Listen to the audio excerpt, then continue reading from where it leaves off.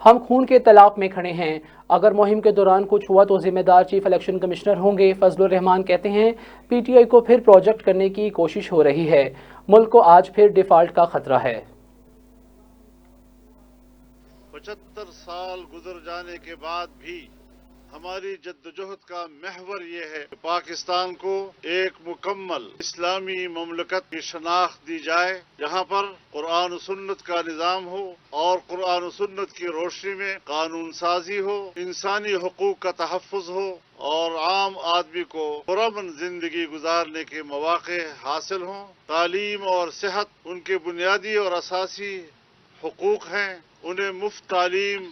اور مفت صحت کے مواقع مہیا کیے جائیں، لیکن بدقسمتی سے ہم آج بھی اپنے اس وطن عزیز کو ایک اسلامی مملکت کی شناخت نہیں دے سکے ہیں۔ حکومتیں آتی ہیں اور وہ مصلحتوں کا شکار ہو کر اپنا وقت گزار دیتی ہیں، لیکن 9/11 کے بعد پاکستان کے حکمرانوں کی